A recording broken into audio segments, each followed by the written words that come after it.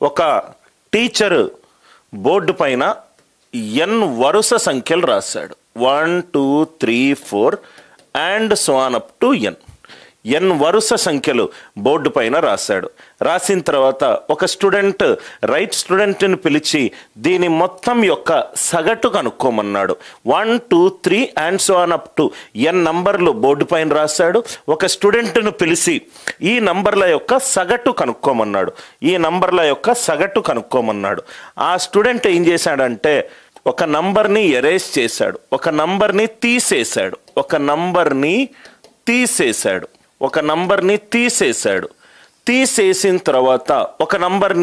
తీసేసిన తర్వాత సగటు ఎంత అన్నాడు, యావరేజ్ ఎంత అన్నాడు, 35 7/17 అన్నాడు.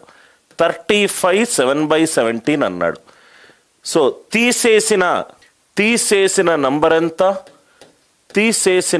ఎంత, మొత్తము బోర్డు పైన ఉన్న యాక్చువల్గా రైట్ నంబర్స్ ఎంత? క్వశ్చన్ అందరికీ అర్థమైందా?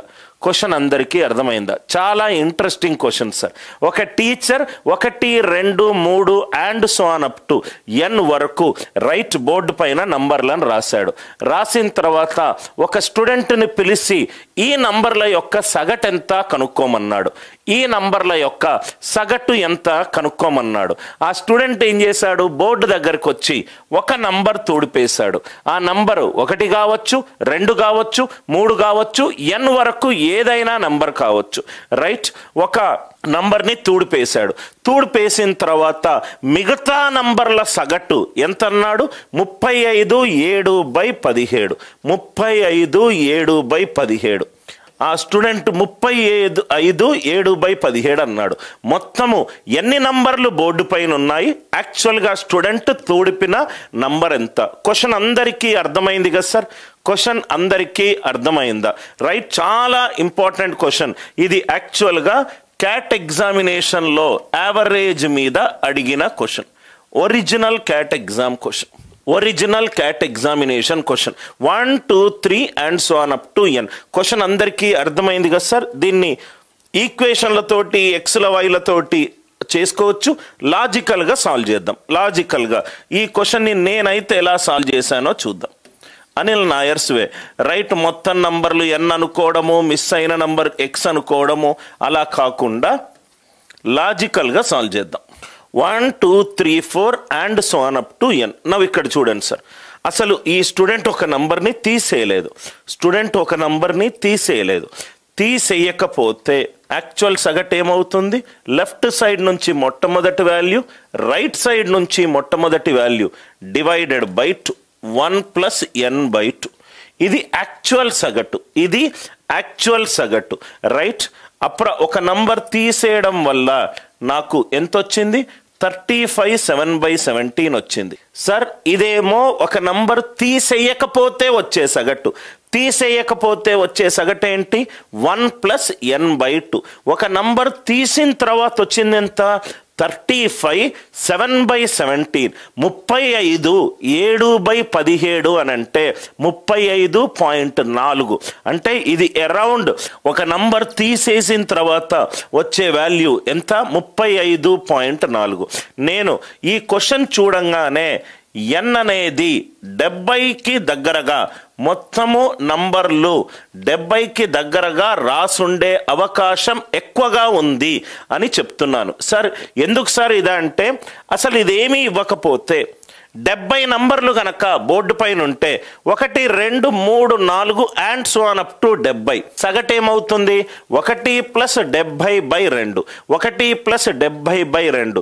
1 + 70/2 ఎంత, 71/2. 71/2 ఎంత, 35.5. ఇదేమో 35.5, ఇదేమో 35.4. డెఫినెట్గా చూడంగానే ఎన్ అనే వాల్యూ 70కి దరిదాపుల్లో ఉంటుంది అని నేను కంక్లూడ్ అవుతున్నాను. ఈ స్టెప్ అందరికీ అర్థమైందా? కొంచెం లాజికల్గా ఆలోచించండి అయ్యా. ఎన్ 30 ఉందనుకోండి, 1 2 3 4 and so on up to 30. దాని సగటు ఏమవుతుంది, 1 + 30/2. 1 + 30/2 ఎంత, 15.5. ఆ 15.5లో ఒక నంబర్ని తీసేస్తే నాకు 35 ఎట్లొస్తుంది? Are you all with me? అందరికీ అర్థమైందా? క్వశ్చన్ చూడంగానే n అనేది 70కి దగ్గరగా ఉంటుంది. n ఈక్వలెంట్ టు 70 అనలేదు.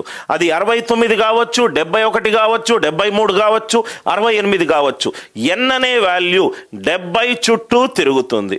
70 చుట్టూ తిరుగుతుంది. Are you all with me? ఇది ఫస్ట్ మనకు చూడంగానే మనకు తెలిసిందేంటి? 70 చుట్టూ తిరుగుతుంది. ఇప్పుడు ఒక నంబర్ని